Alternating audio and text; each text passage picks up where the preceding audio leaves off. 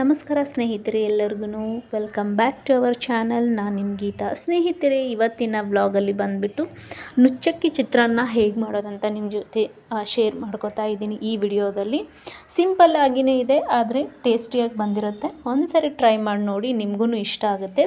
ಹಾಗೆ ನನ್ನ ಚಾನಲ್ನ ಯಾರೆಲ್ಲ ಸಬ್ಸ್ಕ್ರೈಬ್ ಮಾಡ್ಕೊಂಡು ನೋಡ್ತಾ ಇಲ್ಲ, ಪ್ಲೀಸ್ ಸಬ್ಸ್ಕ್ರೈಬ್ ಮಾಡ್ಕೊಂಡು ನೋಡಿ, ಹಾಗೆ ಸಪೋರ್ಟ್ ಮಾಡಿ ಅಂತ ಕೇಳ್ತಾ ಇವಾಗ ಹೇಗೆ ಮಾಡೋದಂತ ಹೇಳ್ಕೊಡ್ತೀನಿ ಬನ್ನಿ ಫ್ರೆಂಡ್ಸ್. ಇವಾಗ ನಾನು 2 ಮೀಡಿಯಮ್ ಸೈಜ್ ಈರುಳ್ಳಿ, ಮೆಣಸಿನ್ಕಾಯಿ, ಟೊಮೊಟೊ, ಕೊತ್ತಂಬರಿ ಮತ್ತು ಒಗ್ಗರಣೆಗೆ ಎಣ್ಣೆ, ಹಾಗೆ ಫ್ರೆಂಡ್ಸ್ ಇಲ್ಲಿ 1 ಟೇಬಲ್ ಸ್ಪೂನ್ ಉದ್ದಿನ ಬೇಳೆ, ಹಾಗೆ ಒಣಮೆಣಸಿನ್ಕಾಯಿ, ಕರಿಬೇವು, ಶೇಂಗಾ ಬೀಜ ಮತ್ತು ಕಡಲೆ ಬೀಜ, 1 ಬೆಳ್ಳುಳ್ಳಿ, ಸಾಸಿವೆ, ಜೀರಿಗೆ ಮತ್ತು ಉಪ್ಪು, ಸ್ವಲ್ಪ ಅರಿಶಿನ.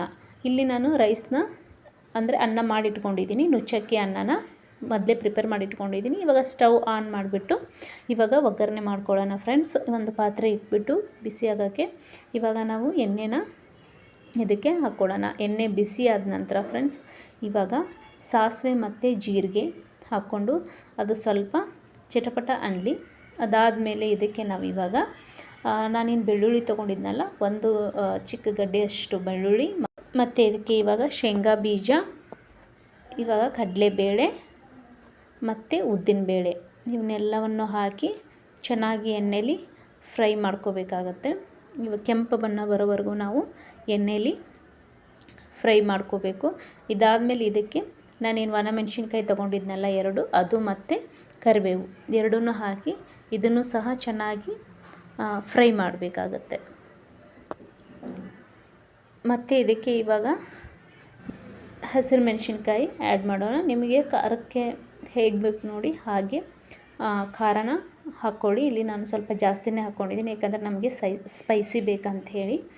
ಮತ್ತು ಇವಾಗ ಇದಕ್ಕೆ 2 ಮೀಡಿಯಮ್ ಸೈಜ್ ಈರುಳ್ಳಿ ಏನು ಉದ್ದುದ್ದಾಗಿ ತೆಳುವಾಗಿ ಕಟ್ ಮಾಡ್ಕೊಂಡಿದ್ನಲ್ಲ, ಸೊ ಅದನ್ನು ಹಾಕಿ ಕೆಂಪಾಗೋವರೆಗೂ ಇದನ್ನು ನಾವು ಫ್ರೈ ಮಾಡ್ಕೋಬೇಕಾಗತ್ತೆ. ಆಬ್ವಿಯಸ್ಲಿ ಎಲ್ಲರಿಗೂ ಗೊತ್ತೇ ಇದ್ದೇ ಇರುತ್ತೆ. ಸೊ ಈರುಳ್ಳಿ ಎಲ್ಲನೂ ಚೆನ್ನಾಗಿ ಫ್ರೈ ಆಗಬೇಕು.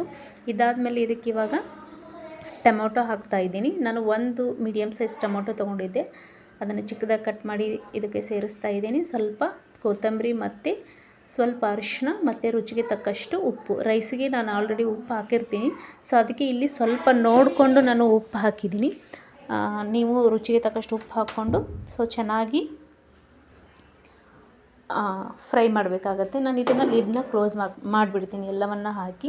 ಸೊ ಅಂದರೆ ನಮಗೆ ಟೊಮೊಟೊ ಏನಿರುತ್ತಲ್ವ ಚೆನ್ನಾಗಿ ಬೇಯುತ್ತೆ, ಅಂದರೆ ಮೆತ್ತಗಾಗುತ್ತೆ. ನೋಡ್ಬೋದು ಫ್ರೆಂಡ್ಸ್, ನಾನು ಒಂದು 5 ನಿಮಿಷ ಇದನ್ನು ಪಾತ್ರೆ ಮುಚ್ಚಿಟ್ಬಿಟ್ಟು ಚೆನ್ನಾಗಿ ಬೇಯಿಸಿದ್ದಕ್ಕೆ ಸೊ ಈ ಥರ ಆಗಿದೆ. ಇವಾಗ ನಾವೇನು ಮಾಡಿಟ್ಟಿರೋಂಥ ಅನ್ನನ ಇದಕ್ಕೆ ಸೇರಿಸ್ಕೊಂಬಿಡೋಣ, ನುಚ್ಚಕ್ಕಿ ಅನ್ನ. ಸೊ ಚೆನ್ನಾಗಿ ಮಿಕ್ಸ್ ಮಾಡ್ಕೊಳ್ಳಿ. ಅನ್ನ ಅಷ್ಟೇ ನೀವು ಕುಕ್ಕರಲ್ಲಾದರೂ ಮಾಡ್ಕೋಬೋದು ಅಥವಾ ಸಪ್ರೇಟ್ ಪಾತ್ರೆ ಇಟ್ಟಾದರೂ ಮಾಡ್ಕೋಬೋದು. ನಾನು ಇದು ಸಪ್ರೇಟ್ ಪಾತ್ರೆಯಲ್ಲಿ ಮಾಡಿರೋ ಅಂಥ ಅನ್ನ ಇದು.